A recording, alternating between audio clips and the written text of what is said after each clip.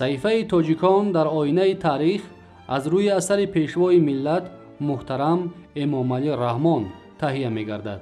تاریخ را برای آن می آموزیم که از سرگذشت پر افتخار و عبرت آموز نیاگان آگاه شویم، سبق گیریم و این دانش ها را در ترتیب دادن نقشه معینی رشد امروز و فردای دولت و ملت کاربست نماییم.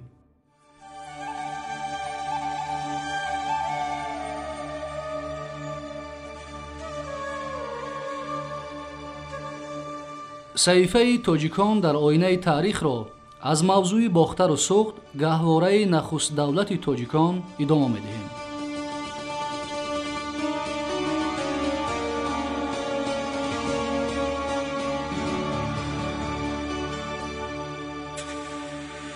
ناگفته نماند که در حدود قلمرو سوخت قدیم خرابه‌های شهر قدیمه ورخش پیدا شده است که باستانشناس شیشکین آن را به هزاره یکی تا میلاد منسوب دانسته می‌افزاید که این شهرستان در دوره کوشانیان عمری دوباره یافته است.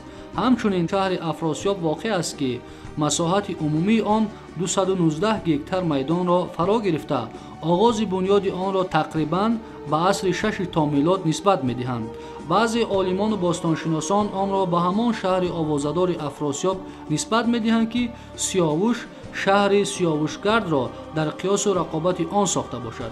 تا کدام اندازه اساس داشتن یا نداشتن این قضیه را به باستانشناسان واگذار نموده همین را تاکید می‌نماییم که در عهد پادشاهی کیانیان در قطار شهرهای باختر قدیم شهرهای آباد و آوازه‌دار سوخت نیز قامت می‌افرازند. شهر افراسیاب دارای کهندیز چارکنجه بوده. حدود شهرستانش با 4 حلقه دیوار احاطه شده بوده است که به قول مرکز سوخت باستانی یا از کلانترین شهرهای آن به شمار می رفته است. در جریان تحقیق این شهر نشانه های مسکن عصرهای 4 پیش از میلاد که در قسمت شمال و غربی افراسیاب وجود داشته تقریباً 50-70 هکتار را اشغال می کرده است پیدا کرده شد. هنگام حفریات افراسیاب در طبقه های به همان زمان تعلق داشته بقیه عمارت‌های شهر از خشت خام و گل، ظرف‌های گرده با چرخ و دست ساخته شده، دیگ و دیگچه‌های درشت ساخت، همچنین بیلچه آهنی، داس آهنین، آینه برنجی و غیره که درباره بعضی اسباب و آلات و اشیای آن وقته تصورات پیدا می‌کنند یافت شدند. مهر سنگی با تصویر پادشاه یا آفرنده کمان در دست نیز به همان دوره منسوب است. خرابه‌های شهر افراسیاب شهادت می‌دهد که در سوخت قدیم مثل باختر حیات اقتصادی و مدنی رو به انکشاف آورده. برابر زراعتکاری و رواج یافتن پیشه کشاورزی همچنین ساحه‌های مختلف هنرمندی و کاسبی از جمله صنعت معماری و شهرسازی خیلی پیش رفته بوده است. از مبارزه‌های شدید باختریان و سوغدیان بر ضد اسکندر مقدونی یاد آوردن امر خیر است و این تلاش و نبردها را بهر آزادی و شکستن زولانه اسارت باباجان غفوروف خیلی خوب تصویر کرده است. اسکندر پس از اشغال کردن نوتاق به مرکز سوغد مراقند روانه شد و آن را ضبط کرد.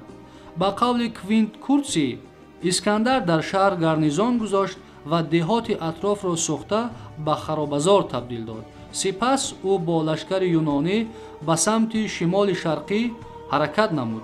لیکن در این راه به مشکلات بزرگی دچار گردید. سوغدی ها همه چون یک تن به مقابل استیلاکاران یونان و مقدونی سر برداشتند.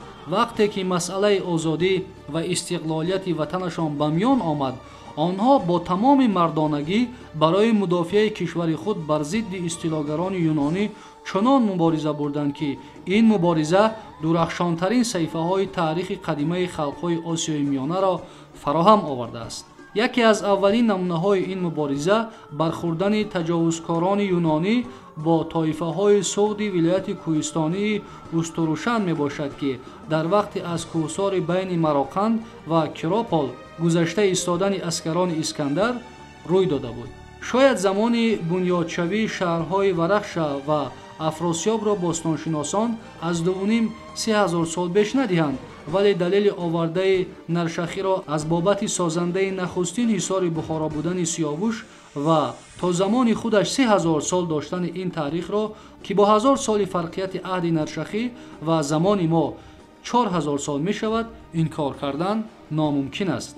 ва бар такияи ҳамин далелҳо метавон афзуд, ки дар давраи подшоҳии сулолаи Кеониён ҳудуди ҷуғрофӣ ва домани марзҳои бохтари қадим густариш ёфта, дар паҳлӯи бохтарзамин бо Сууди қадим бо шаҳру шаҳристонҳояш қомат меафрозад.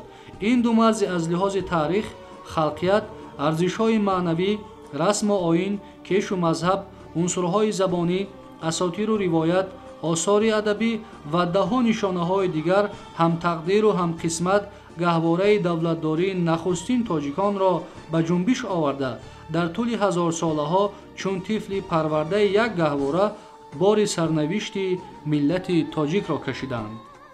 ин ақидаро метавон боз бо далелҳои овардаи бостоншиноси маъруф Юсуфшоҳ Яъқубов тақвият бахшид.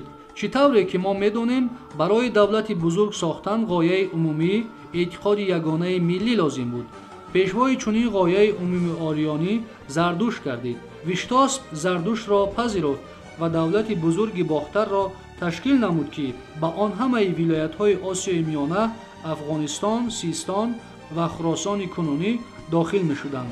ташкил шудани давлати бузурги Кеониён дар вилоятҳои кишоварзии Ориёи Шарқӣ саҳронавардҳои Туронро маҷбур сохт, ки бо сарварии Арҷос муттаҳид шаванд ва муқобили Виштосп ва Зардушт мубориза баранд.